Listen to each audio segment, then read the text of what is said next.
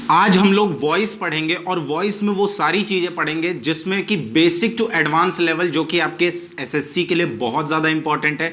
तो ये वीडियो पूरी कंप्लीट देखिए। हो सकता है इसका टाइम इंटरवल थोड़ा सा ज्यादा हो, लेकिन वीडियो कंप्लीट देखने का आपको बेनिफिट मिलेगा। तो इसलिए वीडियो कंप्लीट देखा करिए, चाहे वो मैथ्स की हो चाहे किसी की भी हो। तो चलिए हम लोग स्टार्ट करते हैं।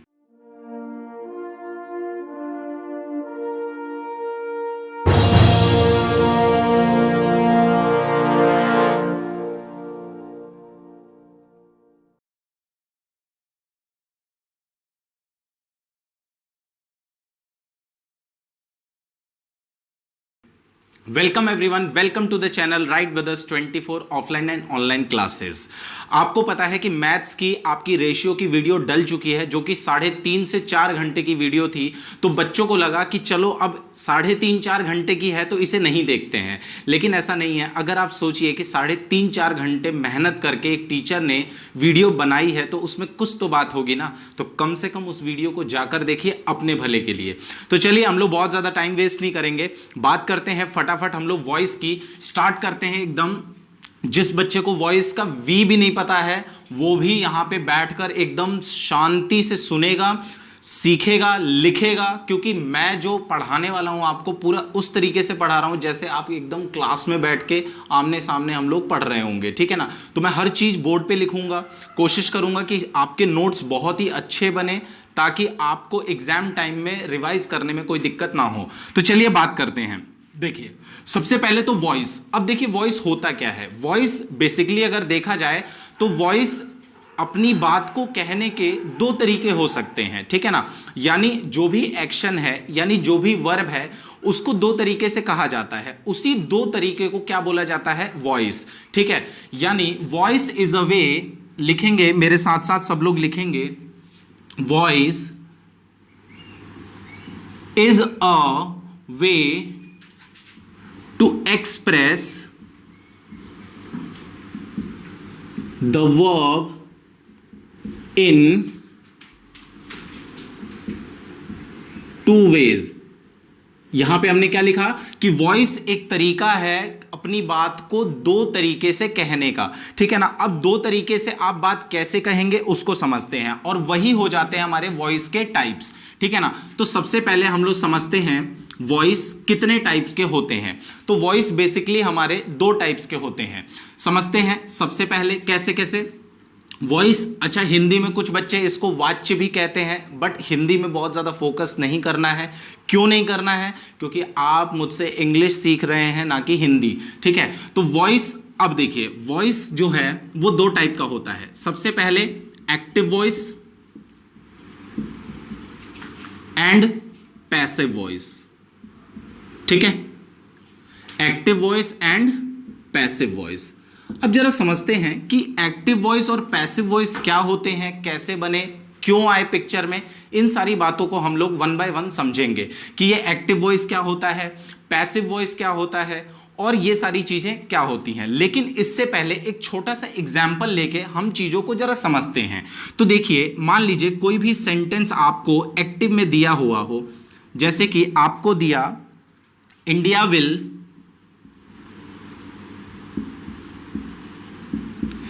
विल डिस्ट्रॉय कोरोना, ठीक है। आपको पता है कि कोरोना वायरस इस समय बहुत तेजी से फैला हुआ है। तो मान लीजिए मैंने ये सेंटेंस लिखा और ये एक्टिव मोड में सेंटेंस है, इंडिया विल डिस्ट्रॉय कोरोना, ठीक है। अब यहां पे इसका अगर पैसिव बनाना होगा तो सिंपली पैसिव कैसे बनेगा, जरा कमेंट बॉक्स में फटाफट लिखकर बताइए कि पैसिव क्या बनेगा इसका। तो इसका सिंपल पैसिव होगा कि कोरोना को हम पहले ले आएंगे, corona will be destroyed by India। Corona will be destroyed by India. अब जरा यहां पे आप कुछ बातों को बड़ा ध्यान से समझिएगा, ठीक है ना। देखिए यहां पे समझना बहुत जरूरी है। अब देखिए जरा यहां पर कि एक्टिव वॉइस में ये अगर इंडिया की बात करें तो इंडिया सब्जेक्ट की जगह पे रखा हुआ है, ठीक है। और ये विल डिस्ट्रॉय जो है ये हमारा एक तरीके से वर्ब है, जिसमें कि ये हेल्पिंग वर्ब हो गया और ये मेन वर्ब हो गया। और कोरोना क्या है, इस पर एक्शन होगा, यानी ये क्या कहलाएगा, हमारा ऑब्जेक्ट कहलाएगा। देखिए बहुत सारे बच्चे ऐसे हैं बहुत हाई लेवल की बात करते हैं और उनको सब्जेक्ट और ऑब्जेक्ट पहचानने में दिक्कत होती है। देखिए अगर आप सब्जेक्ट और ऑब्जेक्ट पहचानने में दिक्कत हो रही है तो आपको कहीं ना कहीं एग्जाम में वॉइस या नरेशन के क्वेश्चंस में अटक सकते हैं। तो यहां पर अगर आप देखोगे तो ये यहां पर सब्जेक्ट हो गया, ठीक है, ये यहां पर वर्ब हो गया आपका और ये यहां पर ऑब्जेक्ट हो गया। अब ये सारी बातें हम लोग बहुत अच्छे से समझेंगे, इसका बेसिक स्ट्रक्चर समझेंगे, ये सब्जेक्ट कहाँ जा रहा है, क्या हो रहा है, कैसे हो रहा है, ये सारी चीज़ें हम लोग बहुत ही एकदम बारीकी से समझेंगे। बस मेरा ये था कि मैं आपको ये थोड़ा सा समझाऊं कि ये चीज़ क्या होती है और क्यों एक्टिव और पैसिव। अगर आप ध्यान से समझो जरा बेटा, तो एक्टिव में सेंटेंस दिया हुआ है इंडिया विल डिस्ट्रॉय कोरोना। आप मेरे को बताओ कि क्या पैसिव में इसका मीनिंग चेंज हो गया, यानी corona will be destroyed by India, क्या ये पैसिव में मीनिंग चेंज हो गया? नहीं चेंज हुआ है, मीनिंग नहीं चेंज हुआ है, बोलने का बस तरीका चेंज हुआ है। तो यानी ये एक्टिव और पैसिव क्या है, वॉइस के दो तरीके हैं जिनसे हम लोग अपनी बात को बोलते हैं, ठीक है। तो चलिए आगे बढ़ते हैं, आगे की बात समझते हैं, बेसिक स्ट्रक्चर जरा समझते हैं। तो देखिए बेसिक स्ट्रक्चर क्या होता है एक्टिव में, सबसे पहले डूअर आता है। अब ये डूअर क्या होता है सर, आपने इसको सब्जेक्ट क्यों नहीं बोला, समझते हैं जरा। ऑक्सिलरी वर्ब आता है, मेन वर्ब आता है, देन उसके बाद ऑब्जेक्ट, और ऑब्जेक्ट जो कि नाउन या प्रोनाउन हो सकता है, ठीक है।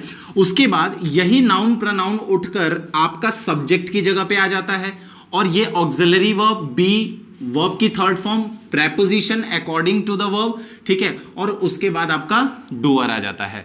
अब देखिए कई बच्चों को ये हमेशा से एक दिक्कत रही है कि सब्जेक्ट को ही क्या हम डूअर कहते हैं, subject is equal to doer. नहीं, ऐसा नहीं है, आप सब्जेक्ट को हमेशा डूअर नहीं कह सकते हैं। क्यों नहीं कह सकते हैं, समझिएगा। देखिए सब्जेक्ट क्या है, सब्जेक्ट एक प्लेस है, ठीक है, सब्जेक्ट एक प्लेस है जहां पर आप किसी व्यक्ति को, अगर व्यक्ति को रखते हो तो वो नाउन हो सकता है, वो प्रोनाउन हो सकता है, वो एडजेक्टिव हो सकता है। तो यानी इसकी जगह पर आप किसी नाउन को, किसी प्रोनाउन को या किसी एडजेक्टिव को रखते हो, ठीक है। और डूअर क्या होता है, अब देखिए डूअर जो होता है वो जरूरी नहीं है कि हमेशा सब्जेक्ट हो, ठीक है। यानी डूअर वो होता है जो काम को परफॉर्म करता है, यानी आपके एक्शन को परफॉर्म करता है।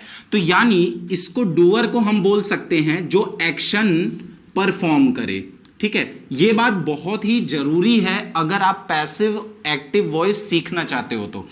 अब देखिए जैसे कि मैं एग्जाम्पल से आपको समझाने की कोशिश करता हूं, तो एग्जाम्पल में मान लीजिए मैंने कहा कि जैसे हमने पहला एग्जाम्पल लिया था, इंडिया विल डिस्ट्रॉय कोरोना। अब जरा यहां पे समझिएगा, तो ये जो प्लेस है ना, इस प्लेस का नाम है सब्जेक्ट, ठीक है। और यहां पे ये जो शब्द रखा हुआ है इसको हम लोग बेसिकली क्या बोलेंगे, नाउन बोलेंगे। बोलेंगे कि नहीं बोलेंगे, बोलो, ठीक है, क्योंकि ये किसी कंट्री का नाम है, ठीक। अब यहां पर ये जो है ये ऑब्जेक्ट की प्लेस है, मतलब यहां पे कोई भी शब्द अगर आप रखते हो तो वो ऑब्जेक्ट का काम करेगा, ठीक है। तो ये चीज आपको समझना जरूरी है। कई बच्चे बोलते हैं कि सब्जेक्ट की जगह पे ऑब्जेक्ट आ जाएगा, ऑब्जेक्ट की जगह पे सब्जेक्ट चला जाएगा। नहीं, ऐसा नहीं होता है, ठीक है। डूअर और जो आपका नाउन या प्रोनाउन है सिर्फ वो अपनी जगह चेंज करते हैं। देखिए अब देखिए यहां पर ये तो एक्टिव का सेंटेंस था हमारा, ठीक। अब हम लोग इसी सेंटेंस को अगर पैसिव में बनाते तो क्या करते हम लोग, देखिए समझिए। देखिए इस सेंटेंस को पैसिव में बनाने के लिए सबसे पहले हम लोग क्या करते कि अब देखिए जरा, इंडिया जो है वो सब्जेक्ट है और प्लस में ये भी कह सकता हूं कि डूअर भी है। क्यों? क्योंकि ये जो डिस्ट्रॉय करने का काम है वो कौन कर रहा है, इंडिया कर रहा है। तो यहां पे मैं ये कह सकता हूं कि सब्जेक्ट जो है वो डूअर है, ठीक।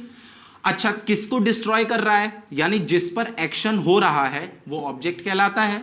हम लोगों को ये बात बहुत क्लियरली पता है। तो जो एक्शन है वो कोरोना पे होगा, यानी डिस्ट्रॉय करने का काम किस पर किया जाएगा, कोरोना पे, तो वो क्या हो जाएगा, हमारा ऑब्जेक्ट हो जाएगा। अब देखिए यहां पर, अब जैसे कि मैंने कहा कि यहां पे सब्जेक्ट अपनी जगह नहीं बदलता है, सब्जेक्ट तो यहां पे रहेगा ही रहेगा।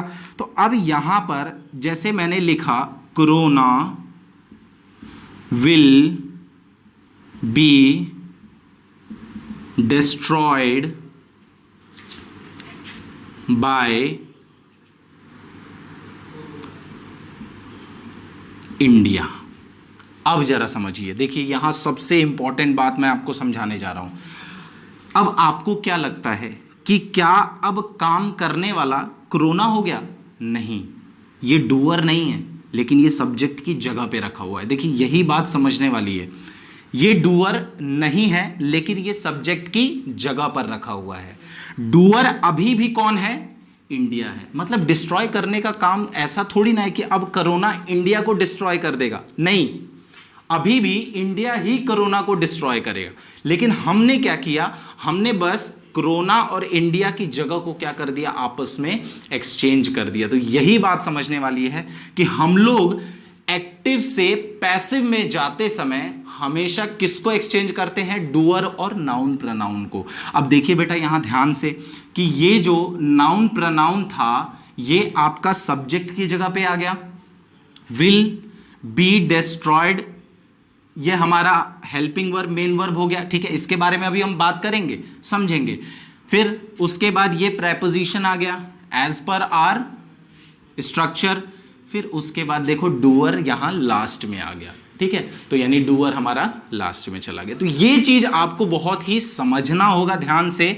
आप देखो स्ट्रक्चर अगर मैच करोगे तो डूअर इंडिया है, ऑक्सिलरी वर्ब, ठीक है, मेन वर्ब और उसके बाद ये ऑब्जेक्ट। अब देखिए नेक्स्ट में जब यहां पे हम लोग पैसिव में आएंगे तो नाउन या प्रोनाउन हमारा क्या बन गया? कोरोना हो गया, ठीक है, ऑक्सिलरी वर्ब आ गया, बी फॉर्म आ गया, वर्ब की थर्ड फॉर्म आ गई, बाय प्रेपोजिशन आ गया और ये इंडिया आ गया। तो ये इंपॉर्टेंट बात है जो आपको समझनी है, और अगर आपने ये बात समझ ली तो आपके लिए एक्टिव पैसिव वॉइस अब बहुत ज्यादा मुश्किल नहीं रह गया है। तो चलिए आगे हम लोग बढ़ते हैं, आगे देखते हैं कि कौन कौन सी ऐसी बातें हैं जहां पर हमको बहुत ज्यादा ध्यान देना है जब हम लोग एक्टिव से पैसिव में जा रहे हो या पैसिव टू एक्टिव में आ रहे हो। तो वो सारी बातों को भी हम लोग समझेंगे वन बाय वन। तो चलिए देखते हैं। चलिए, तो ये सारे पॉइंट्स हैं जो आपको जब भी आप चेंज कर रहे हो एक्टिव टू पैसिव या वाइस वर्सा तो आपको ध्यान में रखने हैं। अब कौन कौन से वो पॉइंट्स हैं, यानी कौन कौन से वो कह सकते हैं पार्ट ऑफ स्पीच है जिस पे आपको ध्यान रखना पड़ेगा while you are changing active to passive और वाइस वर्सा। सबसे पहली बात, आपको वर्ब का ध्यान रखना है कि वर्ब में किस तरीके के चेंजेस होंगे। उसके बाद फिर आपको टेंस का ध्यान रखना है कि टेंस में किस तरीके के चेंजेस होंगे।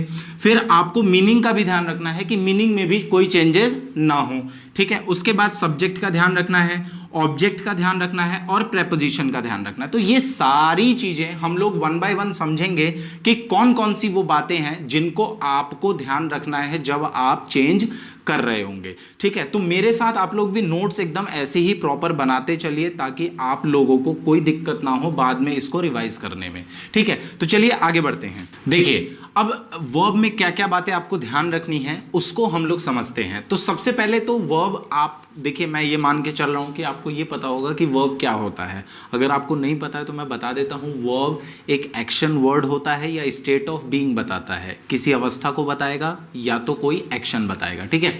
अब देखिए वर्ब भी दो टाइप के होते हैं। सबसे पहले कौन कौन से? ट्रांजिटिव और दूसरा होता है इनट्रांजिटिव। अब जरा ये बात समझिएगा कि अगर वर्ब हमारा ट्रांजिटिव है तो वो कैसे आपको पता चलेगा कि ट्रांजिटिव है, और इनट्रांजिटिव है तो वो कैसे पता चलेगा। तो फटाफट कॉपी उठाइए और लिखिए ट्रांजिटिव वर्ब कौन से होते हैं।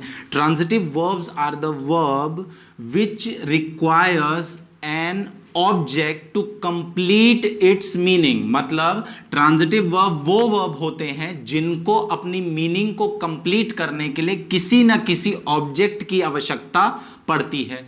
और इनट्रांजिटिव वर्ब कौन से होते हैं? इनट्रांजिटिव वर्ब वो होते हैं जिनको किसी भी ऑब्जेक्ट की जरूरत नहीं होती है अपनी मीनिंग को कंप्लीट करने के लिए। जैसे मैंने कहा इनट्रांजिटिव वर्ब का एग्जांपल आप लिख सकते हो, जैसे मैंने कहा शी डांस्ड, ठीक है, शी डांस्ड। तो यहां पे आपने देखा सब्जेक्ट था, वर्ब था, कोई भी ऑब्जेक्ट की आवश्यकता हमको नहीं पड़ी मीनिंग कंप्लीट करने के लिए, लेकिन तब भी हमारा सेंटेंस जो है वो पूरा पूरा मीनिंगफुल सेंटेंस बना था। वह नाची थी, ठीक है।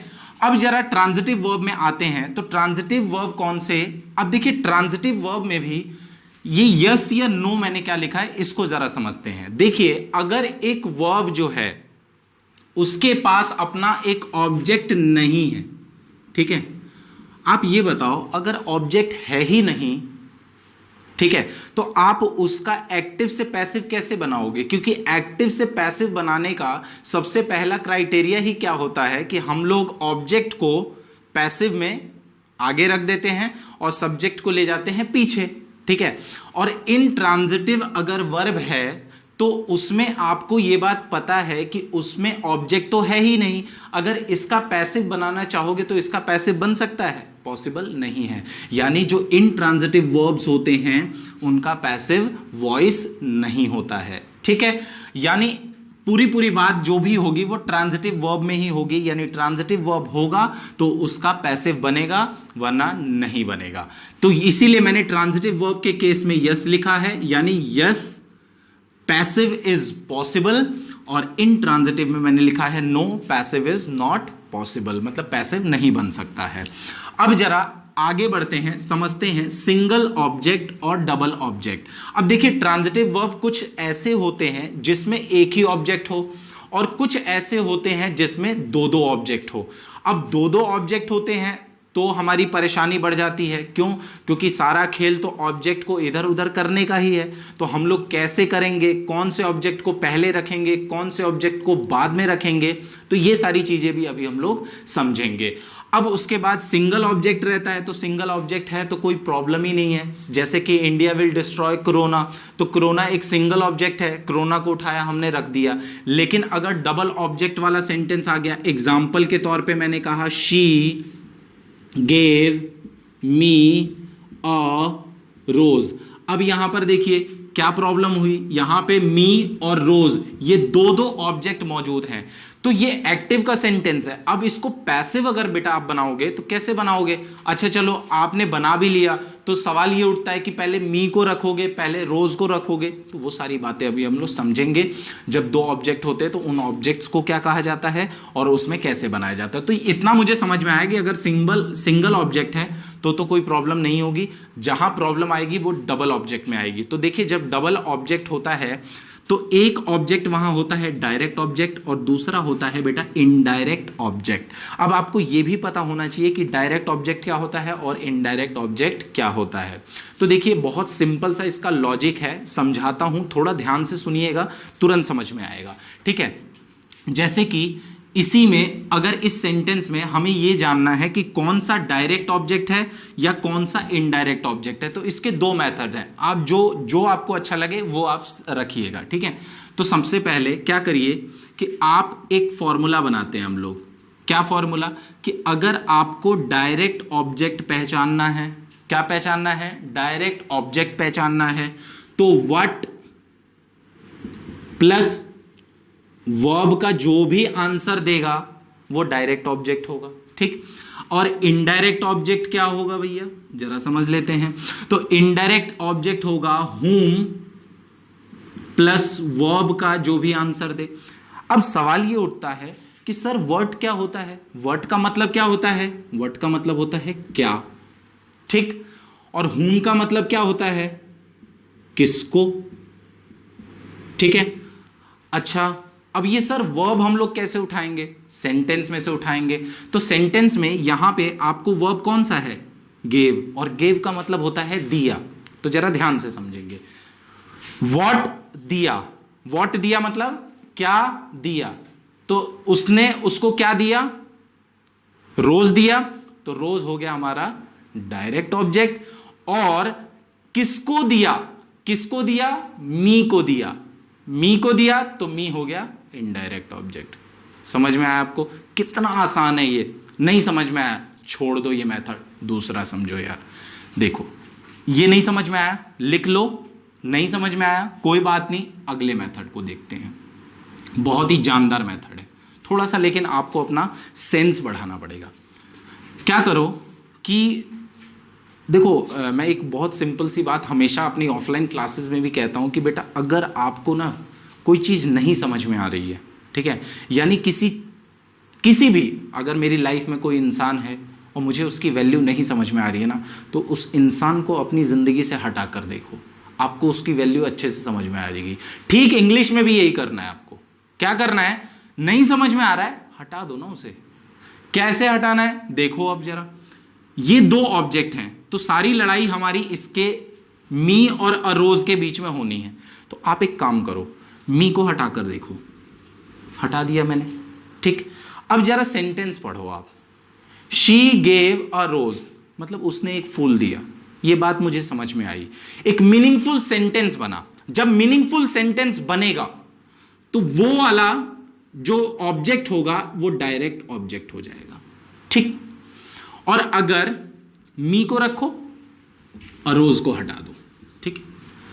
अब जब इस सेंटेंस को आप पढ़ोगे तो आपके दिमाग में तुरंत एक क्वेश्चन उठेगा कि नहीं? देखो क्या, शी गेव मी, उसने क्या दिया मुझे?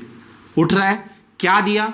यानी ये जो हो जाएगा, ये मीनिंग कंप्लीट नहीं कर रहा है, इसीलिए ये कौन सा हो जाएगा? Indirect object. तो जो मीनिंग कंप्लीट कर देगा वो तो हो जाएगा हमारा डायरेक्ट ऑब्जेक्ट, और जो मीनिंग कंप्लीट नहीं कर पाएगा वो हो जाएगा हमारा इनडायरेक्ट ऑब्जेक्ट। तो दो मेथड है, आप जो भी मेथड अप्लाई करना चाहते हो आराम से अप्लाई कर सकते हो। ये बात समझ में आई आपको?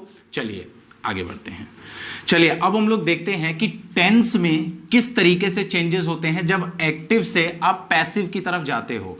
तो मैंने ये 9 केसेस आपके सामने लिखे हुए हैं, जिसका चाहो तो आप स्क्रीनशॉट ले सकते हो। मैं हट गया हूं, आप स्क्रीनशॉट ले लीजिए, ठीक है।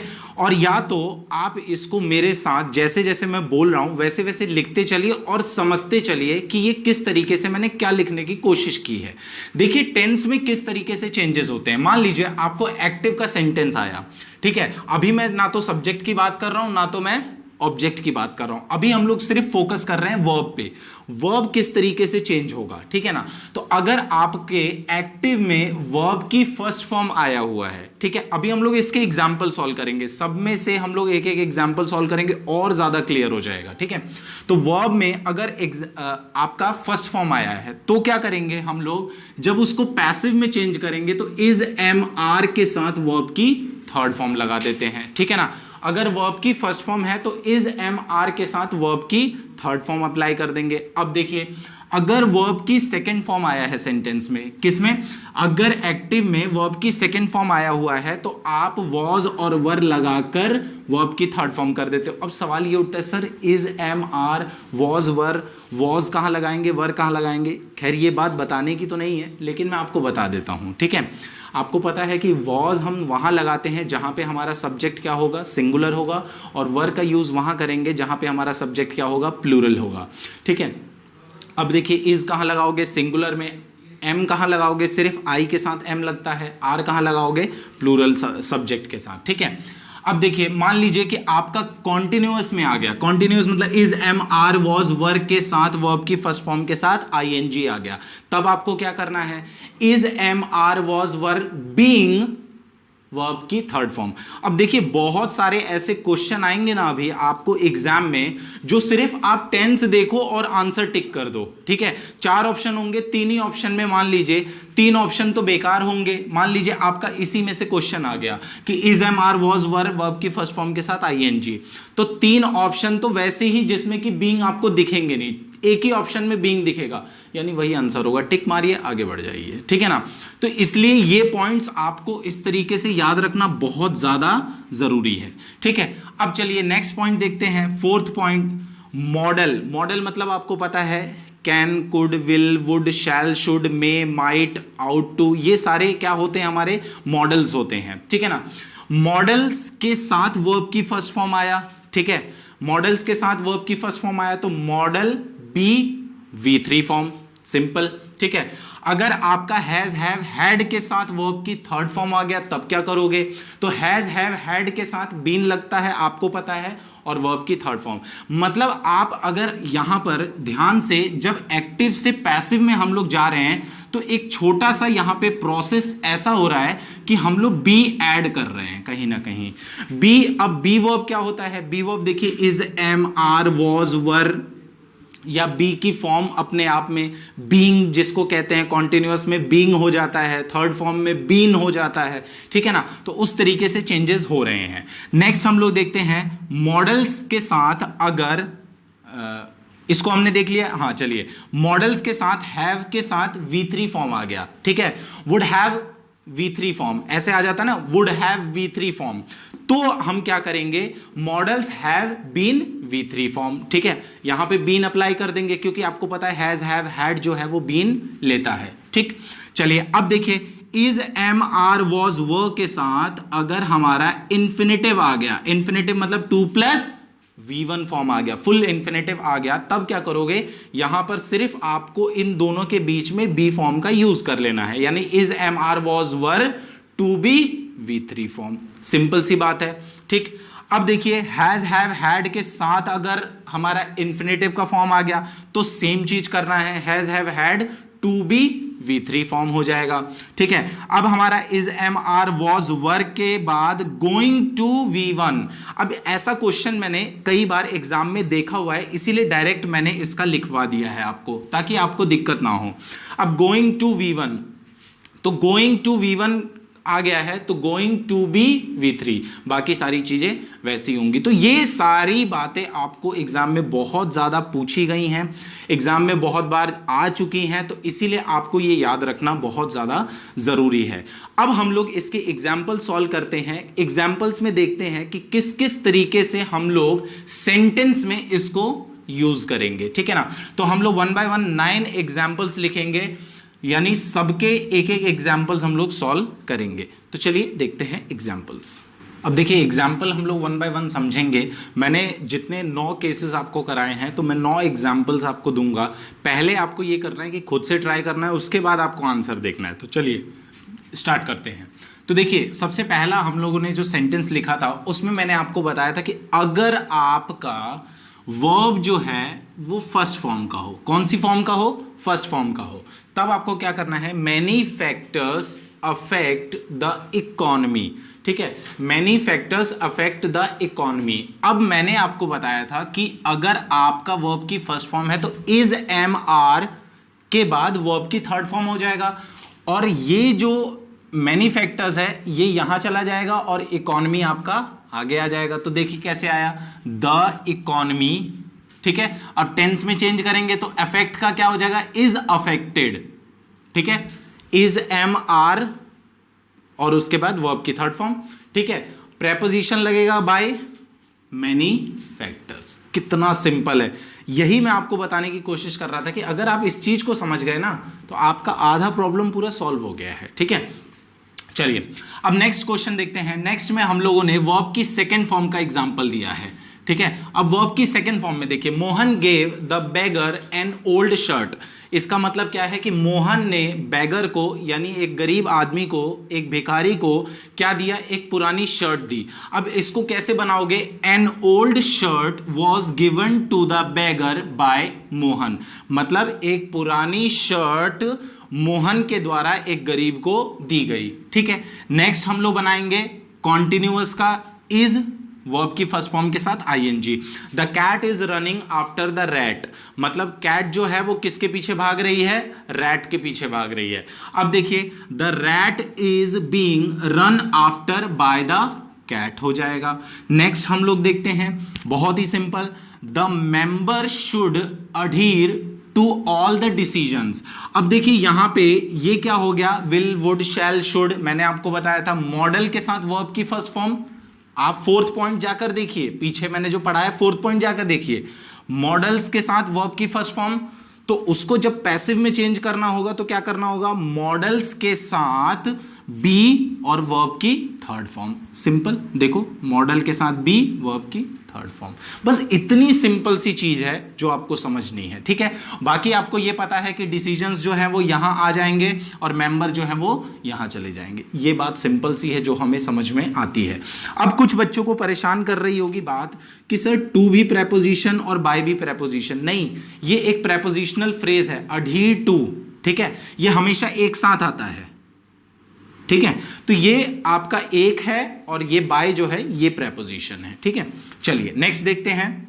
दे have made him a king, ठीक है। अब हैव के साथ वर्ब की थर्ड फॉर्म आ गया, तब देखिए कैसे बनाएंगे। ही हैज बीन, मैंने आपको बताया था हैज हैव हैड के साथ थर्ड फॉर्म आएगा, तो जब पैसिव में बनेगा तो has have had been verb की थर्ड फॉर्म। तो he has been made a king by them. कितना आसान है। नेक्स्ट देखते हैं। We are to break the rules. अब यानी इज एम आर वॉज वर्ग के साथ इंफिनिटिव आ गया, टू ब्रेक, तो टू बी ब्रोकन हो जाएगा। तो the rules are to be broken by us. Simple सी बात है। चलिए अब नेक्स्ट देखते हैं। चलिए अब सेवेंथ एग्जाम्पल देखते हैं। तो सेवेंथ में एक्टिव का सेंटेंस जरा फटाफट हम लोग चेक करते हैं और देखते हैं। तो देखिए एक्टिव के सेंटेंस में यहां पे हैव टू डू, मतलब हैव के साथ इंफिनिटिव फॉर्म आया हुआ है। तो मैंने आपको सिंपली बताया हुआ था कि हैव टू डू यानी हैव टू बी डन, ठीक है। Have to be done, has have to be done हो जाएगा। सिंपल है ये इतना सिंपल है। आपको पता है कि मैंने जो आपको 9 पॉइंट्स बताए हैं, अगर वो पॉइंट्स आपको याद हैं तो ये सब याद रखना बहुत आसान काम है, ठीक है। नेक्स्ट हम लोग देखते हैं। I am going to kill Mohan, Mohan is going to be killed by me. Simple. The student should have completed the task, the task should have been completed by the students. तो ये 9 है। आप जरा एक काम करिएगा, आप क्या करिएगा, जब आप इसको सेंटेंसेस को बनाइएगा तो पहले ये सारे पॉइंट्स देखिए। मैंने ए जिनके आगे लिखा है वो एक्टिव है, P passive, active passive, active passive, इस तरीके से मैंने बनाया है। चलिए अब हम लोग नेक्स्ट देखते हैं। Assertive sentences. असर्टिव मतलब जो भी सेंटेंसेस सिंपल सेंटेंसेस होते हैं, या वो अफर्मेटिव हो या तो वो नेगेटिव हो, तो उनके हम लोग कैसे बनाते हैं। वैसे ये सब असर्टिव सेंटेंसेस ही एग्जाम्पल मैंने लिखवाए हैं, लेकिन हम लोग एक दो एग्जाम्पल देख लेंगे असर्टिव का भी, और उसके बाद फिर इंटेरोगेटिव, और उसके बाद इंपेरेटिव, और एज सो ऑन हम लोग आगे बढ़ेंगे, ठीक है। तो ये सारी चीजें आपको ध्यान में रखनी है। ये 9 पॉइंट्स आपको याद रखना है क्योंकि ये बहुत ज्यादा जरूरी है। चलिए नेक्स्ट देखते हैं। चलिए अब देखते हैं हम लोग असर्टिव का पैसिव वॉइस कैसे बनाया जाता है। और मैं आपको कुछ कुछ सेंटेंसेस का एक्टिव टू पैसिव बनाना तो सिखाऊंगा ही, लेकिन एग्जाम में ध्यान रखिएगा पैसिव टू एक्टिव भी आ जाता है, तो ये भी आपको ध्यान रखना है, ठीक है ना। तो चलिए हम लोग देखते हैं। सबसे पहले देखिए असर्टिव के मैंने बहुत सारे एग्जाम्पल ऑलरेडी आपको सॉल्व करा दिए हैं, तो मुझे नहीं लगता कि इसमें बहुत कुछ बताने जैसा बचा हुआ है, बट स्टिल मैंने एक बार डिस्कस करना इसको जरूरी समझा। अब देखिए असर्टिव में सबसे पहले हम लोग देखते हैं। The boy laughed at the lame man, lame मतलब लंगड़ा इंसान, ठीक है ना। The boy laughed at the lame man, ठीक है। जो लड़का है वो किस पर हंस रहा है, लंगड़े इंसान पर हंस रहा है। तो यहां पे आपको पता है कि ये वर्ब की सेकंड फॉर्म है, तो वर्ब की सेकंड फॉर्म है तो हम लोग क्या करते हैं, वॉज वर्ब के साथ वर्ब की थर्ड फॉर्म लगा देते हैं। Simple. The lame man was third form, ठीक है। एट बाय द बॉयज, ठीक है। Laughed eight. अब देखिए कई बच्चे ये सोच रहे होंगे कि सर यहां पे एट आ गया तो ये ऑलरेडी एक प्रेपोजिशन है, बाय भी आपने लगा दिया, ये तो गलत हो गया। नहीं, ये गलत नहीं हुआ है। मैंने आपको बताया है लाफ्ड के साथ एट आया हुआ है, ये एक प्रेपोजिशनल फ्रेज का काम कर रहा है, ठीक है ना। ये वर्बल फ्रेज है एक तरह से, ठीक है। लाफ्ड एट, ठीक है। और ये बाय जो है ये प्रेपोजिशन है, ठीक है। चलिए नेक्स्ट देखते हैं। Rohit was taken. अब ध्यान दीजिएगा यहां पर ये आपको क्वेश्चन में क्या दे दिया है, पैसिव का सेंटेंस दे दिया है और एक्टिव का पूछा गया है, कोई दिक्कत नहीं है। Rohit was taken to the hospital by the villager. अब वॉज टेकन यानी वॉज वर्ब के साथ वर्ब की थर्ड फॉर्म, तो यानी जब ये हम जाएंगे तो टुक बन जाएगा ये, ठीक है। तो the villagers took Rohit to the hospital. तो ये सिंपल सा सेंटेंस था जिसको हमें समझना बहुत जरूरी है एग्जाम पॉइंट ऑफ व्यू से। तो चलिए आगे हम लोग इसी में देखते हैं इंटेरोगेटिव सेंटेंसेस के केसेस को अब हम लोग डिस्कस करते हैं। चलिए अब इंटेरोगेटिव का हम लोग पैसिव वॉइस बनाना सीखते हैं। तो इंटेरोगेटिव सेंटेंस में सबसे पहले आपको ये बात पता होनी चाहिए कि इंटेरोगेटिव सेंटेंस होते कितने टाइप के। मैं नरेशन में ये बात बता चुका हूँ, बट स्टिल आपको थोड़ा सा दोबारा से मैं याद जरूर दिलवाऊंगा कि इंटेरोगेटिव में दो टाइप के सेंटेंसेस आते हैं। एक तो हमारे होते हैं यस नो टाइप, ठीक है, एक तो होता है यस नो टाइप। अब देखिए यस नो टाइप क्या होता है, वो सारे क्वेश्चंस जिनका आंसर हम यस या नो में देते हैं उनको हम लोग यस नो टाइप में लाते हैं, ठीक है। उसके बाद दूसरा टाइप आता है हमारा WH टाइप। कौन सा टाइप? WH टाइप, मतलब हु, हुम, व्हाट, मतलब इस तरीके के क्वेश्चंस जिनको हमको एक्सप्लेन करना पड़े। डू यू लाइक कॉफी, ये यस नो टाइप है, ठीक है ना। Why do you like coffee, ये हमारा क्या है? WH टाइप है। तो ये आपको समझना होगा, ठीक है। तो पहले हम लोग यस नो टाइप के दो केसेस होते हैं, उन दोनों केसेस को वन बाय वन देखते हैं। तो सबसे पहले तो अगर केस 1 में एक्टिव का स्ट्रक्चर डू, डज, डिड के बाद डूअर आया, मेन वर्ब आया, ऑब्जेक्ट यानी ऑब्जेक्ट मतलब नाउन या प्रोनाउन आया, तब आपको क्या करना है? तो आपको क्या करना है? Is, am, are, was, were. अब ये इज, एम, आर, वॉज, वर का सिलेक्शन कैसे करेंगे वो देख लेंगे कि डू आ रहा है कि डिड आ रहा है, ठीक है। अगर डू और डज आ रहा है तो इज, एम, आर आएगा, नहीं डिड आ रहा है तो वॉज, वर आएगा। उसके बाद नाउन प्रोनाउन, मेन वर्ब की third form, preposition doer. Simply हम लोग बना के देखते हैं एग्जाम्पल से। अब देखिए यहां पे एग्जाम्पल लिखा हुआ है एक्टिव का, केस 1 का एक्टिव का, did the noise frighten you, मतलब क्या नॉइज ने, क्या इस तरीके की आवाज ने, ध्वनि ने आपको डराया, ठीक है। तो आपको यहां पे क्या करना है? अब मैंने बताया ना डिड है, तो आपको यहां पे were you frightened by the noise.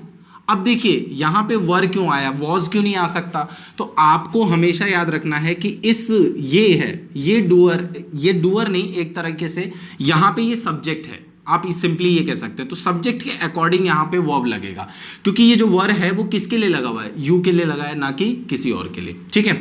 Next हम लोग देखते हैं, do you teach Ram in the class, क्या तुम राम को क्लास में पढ़ाते हो? हाँ या ना में जवाब देना होगा। तो पैसिव क्या बनेगा? इज राम, अब देखिए यहां पे डू लगा इसलिए यहां पे इज आ गया, is Ram taught by you in the class, simply ये हो गया।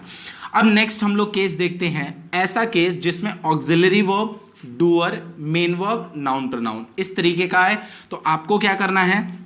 Auxiliary verb, noun pronoun, be, V3, preposition, doer.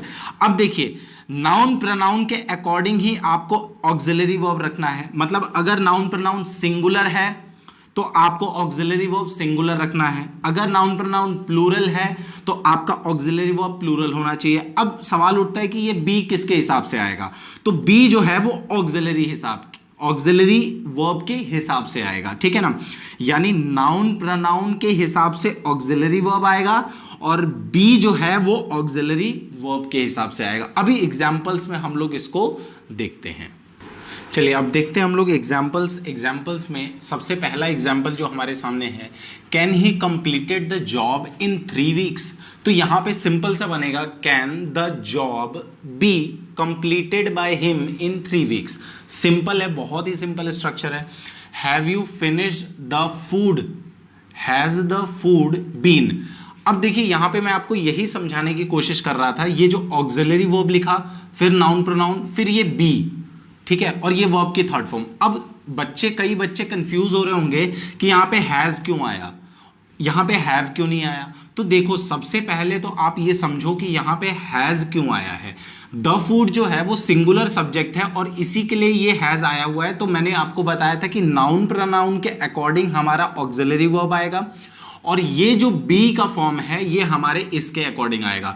तो हैज है तो हैज के साथ बीन लगता है कि नहीं लगता है? सिंपल सी बात है, हैज के साथ बीन लगता है, ठीक है ना। कैन के साथ बी लगता है, इसीलिए यहां पे बी आया। कैन के साथ कभी आपने बीन नहीं देखा होगा, ठीक है ना, कैन बीन गलत हो जाएगा, ठीक है ना। तो इसीलिए यहां पे has the food been finished by you. Should you ever tell a lie, ठीक है, तो should a lie be ever told.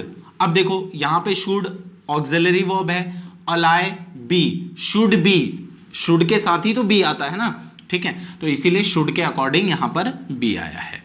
अब हम लोग पैसिव वॉइस देखेंगे। ये तो हमारा हो गया यस नो टाइप का, ठीक है, यस नो टाइप जिसमें कि हम लोग यस या नो में आंसर देते हैं। अब हम लोग WH टाइप के जितने भी केसेस हैं उनको जरा देखते हैं। तो सबसे पहले तो ये एक बेसिक सा स्ट्रक्चर मैं जरूर लिखवा देता हूं ताकि आपको ये सारी चीजें समझ में आए कि हाँ किस स्ट्रक्चर के आधार पे ये चीजें हो रही हैं।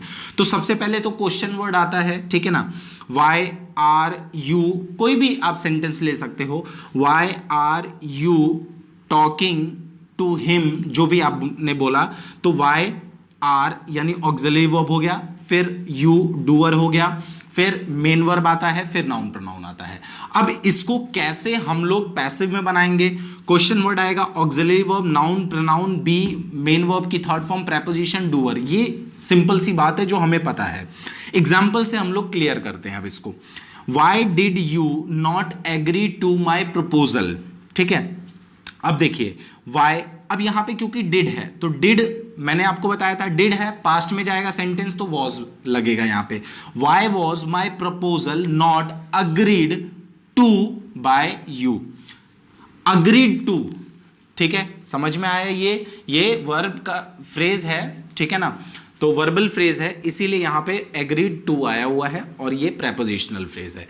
अब हम लोग आगे देखते हैं। आगे यहां पे एग्जाम्पल्स मैंने बहुत सारे इसीलिए एग्जाम्पल लिखवाए ताकि आपको एकदम क्लियर हो जाए। When did he return my books? वो मेरी किताब कब लौटाएगा? When were my books? अब देखो my books के अकॉर्डिंग वर आ गया, क्योंकि आपको पता है यहां पे my books जो है एक से ज्यादा है, सब्जेक्ट जो है वो प्लूरल है, तो यहां पे वर आ गया, ठीक है। Returned by him. How was it managed by you?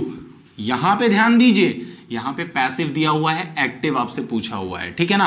तो ये सारे जितने भी एग्जाम्पल है, सबसे अच्छी बात ये है कि जितने भी मैं एग्जाम्पल करा रहा हूं वो सब कहीं ना कहीं किसी ना किसी एसएससी के एग्जाम में आए हुए हैं, तो इसलिए आपको एक अच्छी लीड मिलेगी कि आप कहीं ना कहीं ये क्वेश्चन सॉल्व कर रहे हो प्रीवियस ईयर के, ठीक है। तो देखिए अब मैंने कहा why was it managed by you, so यहां पे हाउ डिड वॉज, देखो यहां पे ये डिड का कहां गया केस, ये रहा, डिड का आया वॉज, तो वॉज आएगा तो डिड में जाएगा, सिंपल सी बात है, तो वॉज आया डिड में चला गया। How did you manage it? Why have you sold the table, तुमने वो टेबल क्यों बेची? Why has the table been sold by you, has के साथ बीन ही तो आएगा, और द टेबल जो है वो सिंगुलर है इसीलिए हैज आया है। अगर टेबल्स होता तो यहां पे हैव आ जाता, बीन तब भी वहां सही है, ठीक है। Where do you keep the magazines, ठीक है, where are the current magazines, sorry यहां पे करंट भी लिख लीजिएगा, you keep the current magazines, where are the current magazines kept by you, ठीक है ना।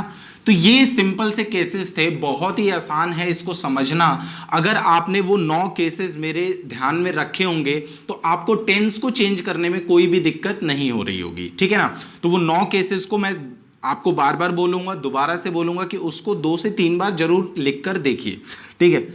अब नेक्स्ट देखते हैं, मैं आपको देखिए सबसे प्रॉब्लम वाली बात आजकल के बच्चों के साथ ये हो गई है कि वो ये देखते हैं कि कोई आए, ठीक है, और 2 मिनट बस 2 क्वेश्चन सॉल्व कराए चला जाए, ठीक है ना।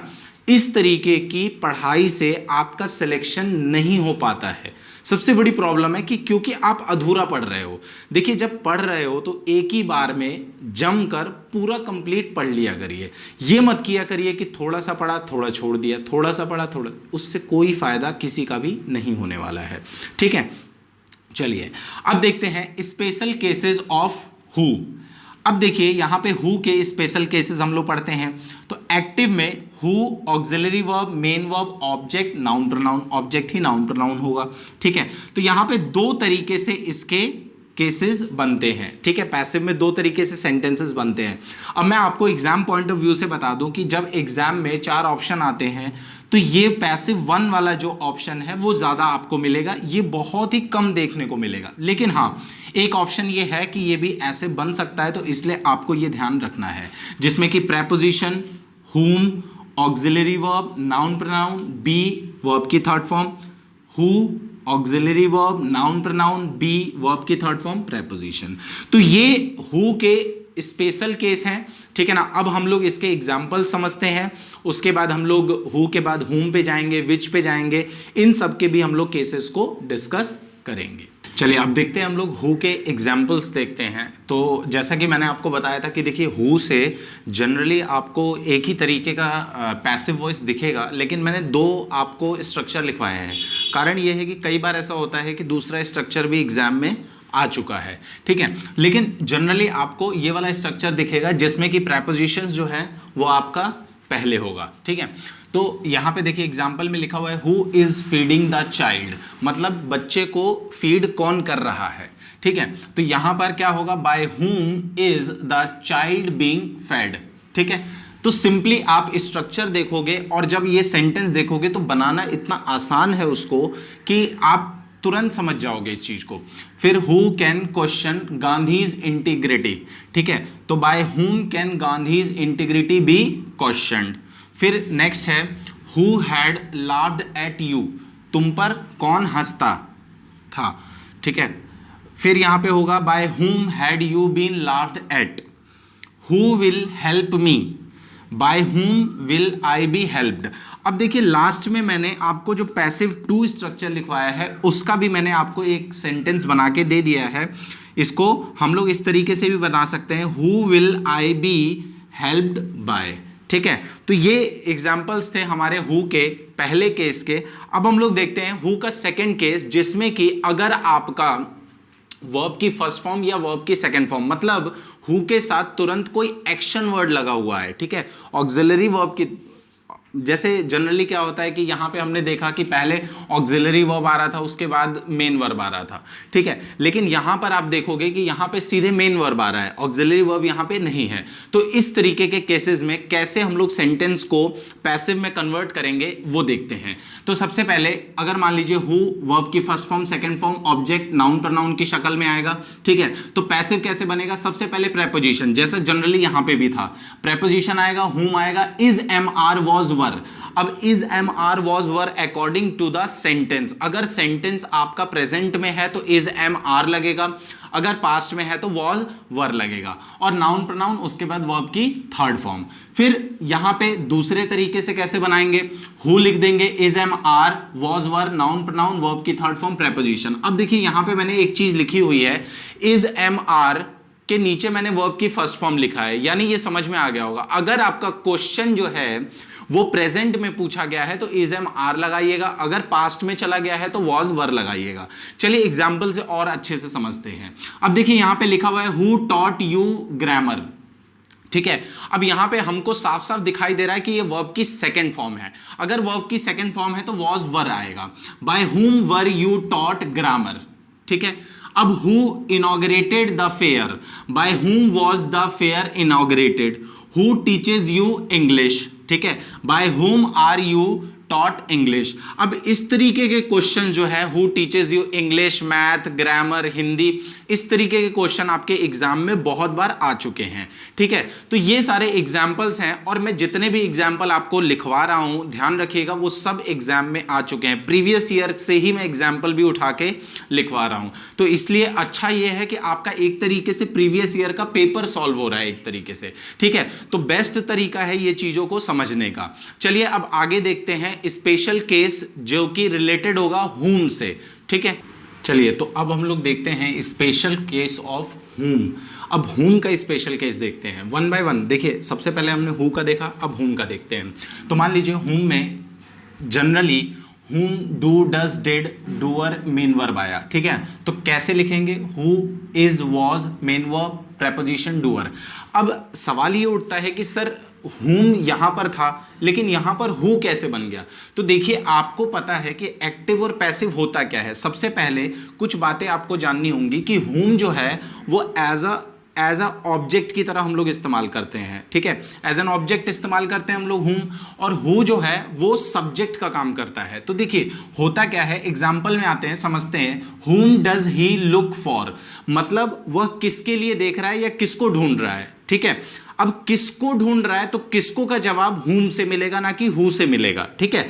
लेकिन अगर मैं यहां पर इसको जब कन्वर्ट किया मैंने पैसिव में, तो इसका जब आंसर निकालेंगे तो मैंने कहा who is looked for by him, मतलब उसके द्वारा किसको ढूंढा जा रहा है, ठीक है ना। तो जिसको भी ढूंढा जा रहा है उसका नाम सबसे पहले आएगा, यानी वो सब्जेक्ट की जगह पे आएगा। मान लीजिए वो राम के लिए, मतलब राम को ढूंढ रहा है, तो यहां पर आएगा Ram is looked for him, sorry Ram is looked for by him, ठीक है। तो ये समझने वाली बात है कि हुम जो है वो हु क्यों बन जा रहा है, क्योंकि यहां पे सब्जेक्ट का काम करवाना है, और सब्जेक्ट के लिए आप हुम का इस्तेमाल नहीं कर सकते।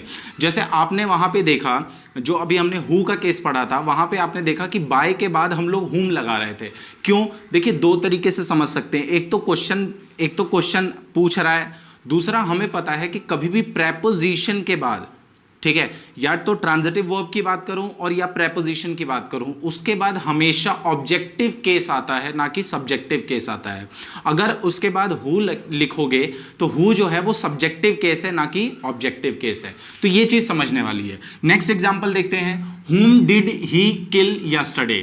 Who was killed by him yesterday? Simple सी बात है, who whom जो है वो who में चेंज होता चला जाएगा, ठीक है।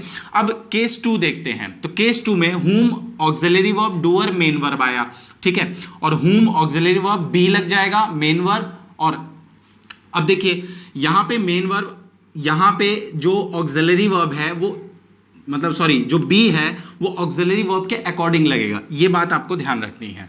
जैसे मैंने कहा who are you beating black and blue, whom are you beating black and blue, ठीक है।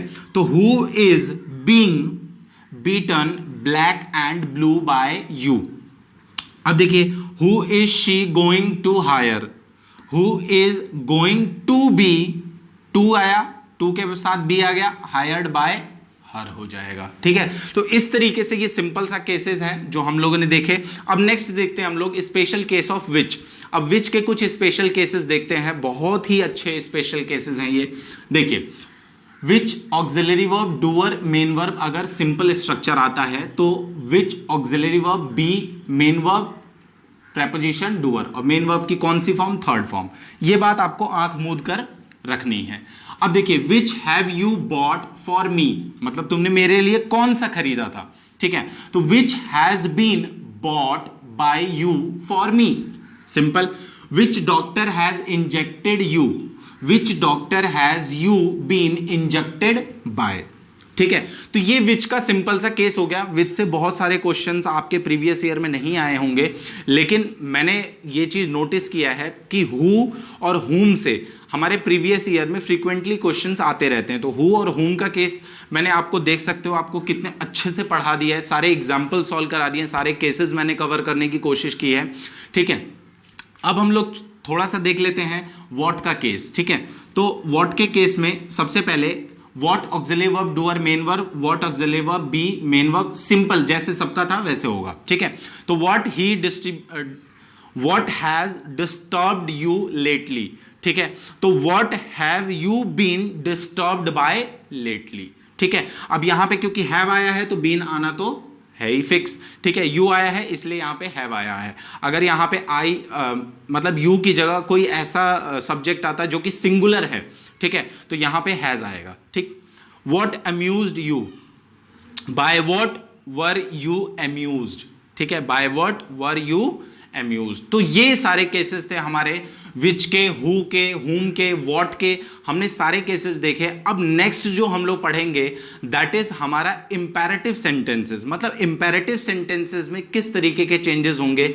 देखिए दो तरीके के सेंटेंसेस मैंने जनरली देखा है जो थोड़ा सा लेवल बढ़ाने के लिए पूछता है, एक तो इंपैरेटिव सेंटेंस और दूसरा इंटेरोगेटिव सेंटेंस। इन दोनों सेंटेंसेस में से फ्रीक्वेंटली क्वेश्चंस आते रहते हैं, तो आप इन दोनों को बहुत ही अच्छे से करेंगे, ठीक है। तो चलिए अब हम लोग देखते हैं इंपैरेटिव सेंटेंसेस के केसेस। चलिए अब देखते हैं पैसिव वॉइस हम लोग देख रहे हैं इंपैरेटिव सेंटेंसेस का। तो सबसे पहले आपको पता होना चाहिए कि इंपैरेटिव सेंटेंसेस क्या होते हैं। मैं एक बार फिर से बता देता हूँ, कॉमन सी चीज़ है। इंपैरेटिव सेंटेंसेस वो सेंटेंसेस होते हैं जिसमें हम लोग ऑर्डर, एडवाइस या आपका कह सकते हो जैसे कि ऑर्डर हो गया, एडवाइस हो गया, रिक्वेस्ट हो गया, इस तरीके के सजेशन हो गया, इस तरीके के सेंटेंसेस को हम इंपेरेटिव सेंटेंसेस में रखते हैं। अब चलिए सबसे पहले देखते हैं ऑर्डर। ऑर्डर का हम लोग पॉजिटिव सेंटेंस देखते हैं, वर्ब की फर्स्ट फॉर्म नाउन या प्रोनाउन, ठीक है, ये हमारा एक्टिव का स्ट्रक्चर होगा। लेकिन पैसिव में इसमें 3 स्ट्रक्चर बनते हैं। अब सवाल ये उठता है कि मैं तीनों स्ट्रक्चर क्यों लेके चल रहा हूं। देखिए मैं तीनों स्ट्रक्चर इसलिए लेके चलता हूं क्योंकि देखिए कभी भी ऐसा पॉसिबल नहीं होगा कि आपको एक क्वेश्चन आया और दो स्ट्रक्चर सही वाले उसमें दे दिए जाए, ठीक है, उन दोनों में से कोई एक ही दिया जाएगा, तो वो आपको चेक कर लेना है, लेकिन आपको तीनों पता होने चाहिए। तो you are ordered to V1। अब ये स्ट्रक्चर हम लोग अमूमन तौर पे तब फॉलो करते हैं जब ऑब्जेक्ट मौजूद ना हो सेंटेंस में, जब यहां पे ऑब्जेक्ट मौजूद ना हो, ठीक है। उसके बाद या तो फिर let noun pronoun be V3 form या noun pronoun is MR to be V3 form. ये 3 स्ट्रक्चर हैं। अब हम लोग देखेंगे, देखिए सबसे पहला एग्जांपल दिया हुआ है, clean the house as soon as possible, मतलब घर को साफ करो जितना जल्दी से जल्दी हो सके, ठीक है। अब यहां पे हमको साफ साफ दिखाई दे रहा है कि ऑब्जेक्ट नहीं दिया हुआ है, तो ऑब्जेक्ट नहीं दिया हुआ है तो हम लोग लिखेंगे you are requested, you are ordered, sorry अगर ऑर्डर है तो ऑर्डर्ड बोलोगे, you are ordered to clean the house as soon as possible, ये आगे आप लिख लीजिएगा, ठीक है। उसके बाद फिर नेक्स्ट है, देखते हैं, tell him to get out of our house, ठीक है, let him be told to get out of our house, ठीक है। तो यहां पे देख रहे हो आप साफ साफ लेट से बना, क्योंकि यहां पे ऑलरेडी ऑब्जेक्ट मौजूद है, तो यहां पे हम लोगों को इस स्ट्रक्चर को फॉलो करने की जरूरत नहीं है, ठीक है। अब paint the window, let the window be painted, ठीक है, या आप ये लिख सकते हैं you are requested to paint the window, ठीक है। अब देखिए ऑर्डर का जब हम लोग नेगेटिव सेंटेंस बनाएंगे तो नेगेटिव सेंटेंस में बहुत सारे पैसिव के फॉर्मेट्स आपको देखने को मिलेंगे, ठीक है। सबसे पहले तो you are order not to V1 हो जाएगा, फिर उसके बाद लेट वाला हो जाएगा, उसके बाद noun pronoun is MR not to be हो जाएगा, फिर noun pronoun must not be V3 form, ये भी एक स्ट्रक्चर होता है, और प्लस लास्ट में हो जाएगा you are forbidden to V1। अब देखिए फॉरबिडन जो है वो ऑलरेडी एक नेगेटिव वर्ड है, तो इसीलिए इसके साथ हमेशा ये ध्यान रखिएगा कि यू आर फॉरबिडन नॉट मत लगा दीजिएगा, नॉट गलत हो जाएगा, क्यों, because this word is already a negative word and we are not allowed to use 2 negative word in a single clause, ठीक है। तो यहां पे फॉरबिडन जो है वो ऑलरेडी नेगेटिव है, तो यहां पर आप नॉट का इस्तेमाल नहीं कर सकते हैं, ठीक है।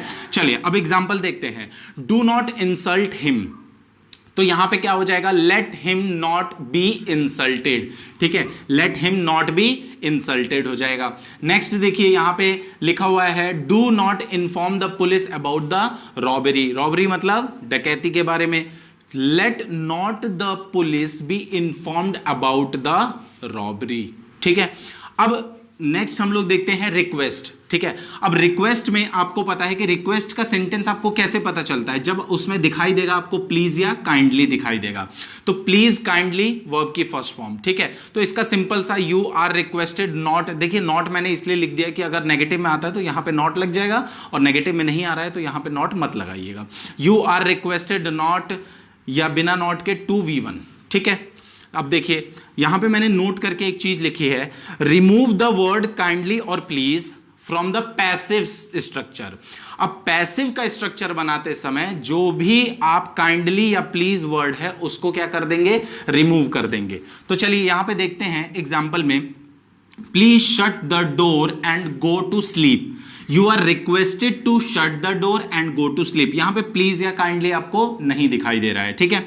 अब please do not close the door, you are requested not to close the door हो जाएगा। तो ये सिंपल से स्ट्रक्चर्स हैं, सिंपल से तरीके हैं इनको चेंज करने के। मैं सारे जितने भी केसेस हैं सबको लिख लिख कर बता रहा हूं ताकि एकदम कायदे से आप नोट्स बनाइए, सारी चीजें अपने कॉपी में अपने पास अपने तरीके से लिख कर रखिए ताकि आपको आगे रिवाइज करने के लिए बहुत ज्यादा मेहनत ना करनी पड़े। तो चलिए नेक्स्ट आगे देखते हैं हम लोग, आगे एडवाइस का स्ट्रक्चर हम लोग देखते हैं। तो एडवाइस के केस में हम लोग देखते हैं, जैसे कि मान लीजिए वर्ब की फर्स्ट फॉर्म के साथ नाउन प्रोनाउन आया, ये तो हमारा एक्टिव का सेंटेंस हो जाएगा। और पैसिव कैसे बनाएंगे, तो पैसिव ऐसे बनाएंगे कि passive noun pronoun should not to V1, ये बन सकता है, और आपको अमूमन तौर पे जो पैसिव देखने को मिलेगा वो ये वाला मिलेगा, पैसिव टू देखने को मिलेगा, you are advised not to V1। अब ये नॉट किस लिए लगाया, अगर मान लीजिए नेगेटिव में एडवाइस दे रहे हैं तो, ठीक है। जैसे मैंने एक सिंपल सा एग्जांपल ले लिया, wake up early in the morning, ठीक है, wake up early in the morning, ये एक एडवाइस है, ठीक है। So you are advise to wake up early in the morning, ठीक है। ये बहुत ही आसान सेंटेंसेस हैं जिसको हम लोगों ने देखा।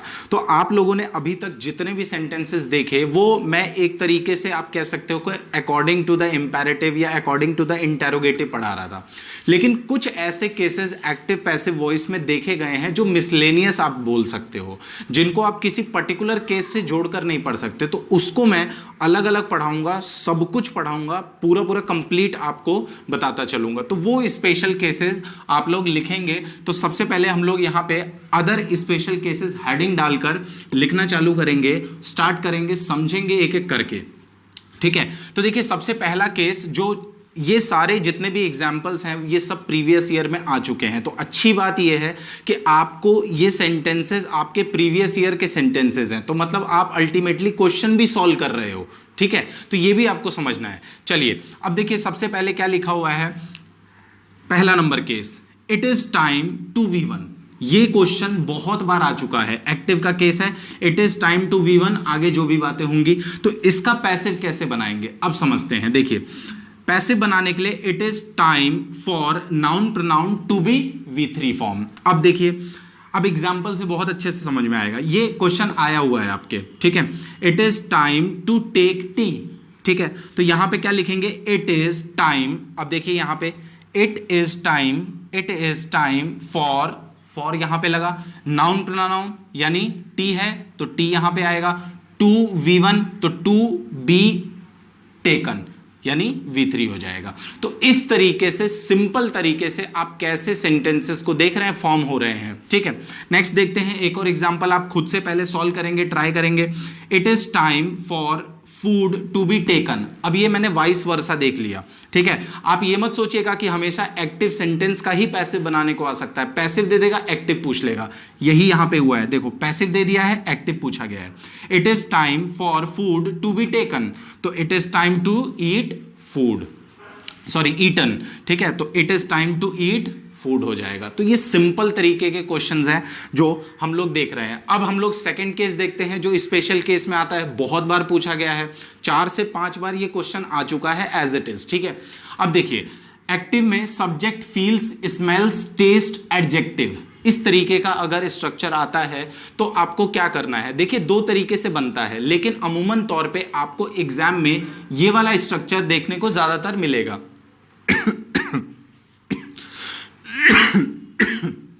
चलिए अब देखिए यहां पे जैसे क्वेश्चन दे दिया आपको एक्टिव में, दिस सरफेस फील्स स्मूथ, मतलब ये सरफेस मेरे को कैसी फील हो रही है, बहुत ज्यादा स्मूथ फील हो रही है। तो इसका क्या बनेगा, this surface is smooth when it is felt, when it is felt, ये सिंपल सा है। और या this surface is smooth when felt, ठीक है, जब इसको छुआ गया तो ये कैसी हमें फील हुई, स्मूथ फील हुई, ठीक है। क्यूनिन टेस्ट्स बिटर, ठीक है, मतलब क्यूनिन एक दवा का नाम है, ठीक है, ये दवा है एक तरीके से, औषधि है, और इसका बता रहा है कि ये टेस्ट कैसा करती है, कड़वा, ठीक है। तो quinine is bitter when it is tested, जब उसको चखा गया तो पता चला कि वो क्या है, कड़वी है, ठीक है। तो इस तरीके से ये सेंटेंस बनेगा। चलिए नेक्स्ट तीसरा केस देखते हैं हम लोग। तीसरे केस में देखिए एक्टिव में अगर लाइक या वांट तरीके के सेंटेंसेस आते हैं, जैसे subject like want doer to V1, ठीक है, और ये क्वेश्चन आ चुका है पेपर में। मैं जो भी आपको बता रहा हूं एकदम इंपॉर्टेंट ही पढ़ा रहा हूं मैं आपको, तो इसलिए इसमें से कुछ भी छोड़ने की जरूरत नहीं है, ठीक है। समझना है, बहुत आसान है, कुछ भी अलग नहीं है, बस ये है कि सारे केसेस डिस्कस हो जाने से आपके माइंड में एक चीज बैठ जाएगी, ठीक है।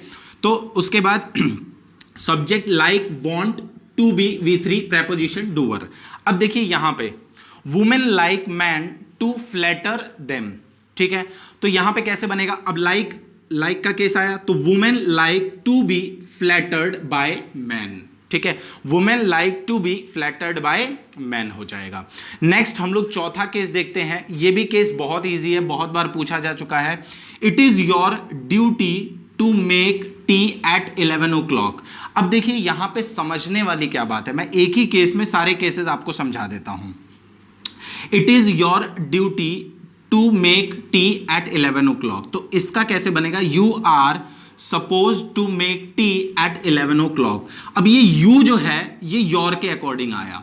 अगर मान लीजिए यहां पर किसी का मान लीजिए फर्स्ट पर्सन होता, ठीक है, it is my duty to make tea at 11 o'clock, तो यहां पे क्या हो जाता, I am suppose to make tea at 11 o'clock हो जाता। मान लीजिए यहां पे किसी थर्ड पर्सन का नाम होता, कोई नाम होता, जैसे मैंने बोला it is her duty to make tea at 11 o'clock। अब यहां पे हर अगर लगा दिया तो she is suppose to make tea at 11 o'clock। यहां पे किसी का नाम भी हो सकता है, मान लीजिए it is Ram's duty to make tea at 11 o'clock, तो Ram is suppose to make tea at 11 o'clock। तो इस तरीके से इस सेंटेंसेस को बनाया जाता है, एक्टिव टू पैसिव बनाया जाता है। चलिए और केसेस हम लोग देखते हैं, आगे बढ़ते हैं। चलिए अब अगला केस देखते हैं हम लोग लेट का। देखिए लेट के केसेस भी एग्जाम में बहुत बार पूछे जा चुके हैं। दो केस हैं लेट के जो बेसिकली आपको फ्रीक्वेंटली देखने को मिलेंगे एग्जाम में। तो सबसे पहला केस हम लोग देखते हैं, late doer V1 noun pronoun, तो उसका पैसिव बनेगा let noun pronoun be V3 preposition doer. Example से और बेहतर तरीके से समझेंगे। देखिए मान लीजिए आपको क्वेश्चन पूछा एक्टिव में, लेट मी डू दिस, तो let this be done by me. Simple, let this be done by me. अब यहां पे भी आप देख सकते हैं let noun pronoun this be done by me, ठीक है। तो यहां पे ये सिंपल तरीके से आप इसको ऐसे चेंज करेंगे। अब मान लीजिए let him see the picture, तो let the picture, let noun pronoun be seen by him. Simple. अब नेक्स्ट केस हम लोग लेट का देखते हैं, लेट्स V1 एक सजेशन के भाव में दे रहा है, ठीक है ना। तो इसका जो भी आएगा वो कहेगा it is suggested that we should V1। जैसे बोला let's play together until the boys come in, it is suggested that we should play together until the boys come in हो जाएगा। तो ये सिंपल से स्ट्रक्चर्स हैं जो कि हम लोगों को एग्जाम में पूछे जाते हैं। डिफरेंट है थोड़ा सा, इसलिए मैं इसको अलग से पढ़ा रहा हूं ताकि आप इसको कभी भी भूलो नहीं, ठीक है। नेक्स्ट हम लोग देखते हैं डूअर ऑक्सिलरी वर्ब। अब इस तरीके के अगर वर्ब आ जाते हैं, मान लीजिए इलेक्ट आ गया, अपॉइंट आ गया, क्राउन आ गया, कॉल आ गया, नेम आ गया, मेक आ गया, नेम भी हो सकता है इसमें, ठीक है। जैसे नहीं होता है कि कई बार हमने बोला कि हमने इसको किंग बना दिया या कुछ इस तरीके की चीजें होती हैं, या हमने इलेक्ट करके इसको प्राइम मिनिस्टर बना दिया, प्रेसिडेंट बना दिया, तो वो क्वेश्चंस को कैसे हैंडल करना है, कैसे सॉल्व करना है। तो नाउन प्रोनाउन ऑक्सिलरी वर्ब। अब देखिए ये जो नाउन प्रोनाउन है ना, ये बताता है कि हमने क्या बनाया, तो it's a kind of compliment हो जाएगा ये, कि आपने किसी को किंग बनाया तो वो कॉम्प्लीमेंट हो गया उसके लिए। तो noun pronoun auxiliary verb be verb की थर्ड फॉर्म कॉम्प्लीमेंट, कॉम्प्लीमेंट मतलब ये, और प्रेपोजिशन डूअर। अब जैसे देखिए यहां पे the people elect him mayor, मतलब लोगों ने उसको क्या चुना, मेयर के लिए चुना। तो इसको कैसे बनाएंगे, he is elected by the people mayor. Mayor मतलब कॉम्प्लीमेंट आ गया, ठीक है, सिंपल है, ठीक। अब नेक्स्ट देखते हैं, they have made him a king, he has been made a king by them हो जाएगा। नेक्स्ट हम लोग कुछ एग्जाम्पल्स मैं आपको दिखाता हूं जो कि डिफरेंट तरीके के मैंने देखे, तो इसलिए मैंने सोचा इसको भी डिस्कस कर देता हूं। अब देखिए जैसे क्वेश्चन पूछ लिया आपसे, do you understand what I mean. अब ये बड़ा डिफरेंट है, अब ये नहीं समझ में आता कि इसको हम लोग इंटेरोगेटिव के किस फॉर्म के स्ट्रक्चर्स में रखें। तो इसका कोई पर्टिकुलर स्ट्रक्चर नहीं है, बट हाँ इसको समझ सकते हैं, is what I mean understood by you, ठीक है। Can I use what you have, so can what you have be used by me, ठीक है। कैन व्हाट, अब देखिए यहां पे सवाल उठता है कि बी क्यों आया, तो कैन के साथ बी ही लाता है ना कि बीन आता है, ठीक है ना। ये चीज आपको ध्यान रखना है कि कैन के साथ यहां पे बी ही आएगा ना कि बीन आएगा, ठीक है। चलिए अब और एग्जांपल्स हम लोग और केसेस देखते हैं जो कि हमारे एग्जाम में बहुत बार पूछे जा चुके हैं। चलिए अब नेक्स्ट केस देखते हैं, what doer auxiliary main verb, so what auxiliary be V3 form. Simple, जैसे हम लोग जनरली अभी तक कर रहे थे। अब एक क्वेश्चन आया था एग्जाम में, what one must do properly, ठीक है, तो इसका पैसिव क्या बनेगा, what must be done, one must be done नहीं होगा, what must be done properly. ठीक है, सिंपल सा। अब जैसे वन वाले केसेस में बहुत सारे बच्चे कंफ्यूज होते हैं, तो अभी हम लोग आगे वन वाला केस भी देखेंगे कि उसमें क्या करना होता है। अब नेक्स्ट केस देखते हैं। अगर मान लीजिए सब्जेक्ट रिमेंबर आ गया, रिमेंबर डूअर वर्ब की first form, subject remember being verb की third form, preposition doer, verb की अगर फर्स्ट फॉर्म के साथ आईएनजी आया है तो मैंने आपको पहले भी बताया है कि वो कॉन्टिन्यूअस में चला जाएगा। I remember them taking me to the zoo, I remember being taken to the zoo. ठीक है, I remember being taken to the zoo. ठीक है, अब ये देखिए यहां पर नेक्स्ट जो है वो बहुत ही अच्छा क्वेश्चंस पूछे जाते हैं इससे रिलेटेड। अगर किसी केस में वन हो गया, वी हो गया, दे हो गया, पीपल हो गया, इस तरीके के जनरलाइज्ड सब्जेक्ट आ जाते हैं सेंटेंस में, जनरलाइज सब्जेक्ट, जैसे वन हो गया, पीपल हो गया, तो ये जनरलाइज्ड सब्जेक्ट हैं। तो इन केसेस में आपको क्या करना है, कैसे स्ट्रक्चर को बनाना है पैसिव को, वो देखते हैं। तो मान लीजिए जैसे कि one must keep once promises. अब कई बार ऐसा कंफ्यूजन आ जाएगा आपको कि वन को भी हमें पैसिव में लेकर आना है और लिखना है, लेकिन ऐसा नहीं होगा। ठीक है, promises must be kept, simple सा ये हो जाएगा, इसका पैसिव हो जाएगा। अब अगर मान लीजिए कि people speak English all over the world, अब English is spoken by all, English is spoken all over the world, by people आना गलत हो जाएगा। ठीक है, तो ये सिंपल सी चीजें थी जो आपको इसमें ध्यान रखनी है। मैंने मैक्सिमम केसेस कवर करा दिए हैं, और भी अगर केसेस होंगे तो उसको हम लोग नेक्स्ट वीडियो में जरूर देखेंगे, बट मुझे लगता है कि इतना पहले आपको कवर करना चाहिए। और इसकी एक क्वेश्चन की पीडीएफ जो है मैं शेयर करने वाला हूं टेलीग्राम चैनल पे, राइट ब्रदर्स 24 पे। ठीक है, हमारा टेलीग्राम चैनल है, उसको जाकर ज्वाइन कर लीजिए। ठीक है, और वीडियो को ज्यादा से ज्यादा शेयर करिए, बहुत ज्यादा लाइक करिए, कमेंट किया करिए। देखिए आपका कमेंट हमारे लिए मोटिवेशन होता है, आप लोग 2 से 3 कमेंट करते हो तो हम लोग थोड़ा सा डिमोटिवेट हो जाते हैं। तो please it's a humble request कि बहुत ज्यादा से ज्यादा शेयर किया करिए। अगर हम इतना पढ़ा सकते हैं तो 2, 3, 4 लोगों को शेयर आप कर सकते हैं और चैनल को सब्सक्राइब करवा सकते हैं, उसमें आपका कोई नुकसान नहीं है। तो ये भी करिए, और प्लस इसकी पीडीएफ जो है आपको, इसके क्वेश्चंस की पीडीएफ, क्वेश्चन बैंक होगा जिसमें कि आंसर की भी उसमें स्टिक होगी, उसको भी आप जाकर सॉल्व करिए और फिर हम लोग उसको डिस्कस करेंगे। ठीक है, ओके, थैंक यू।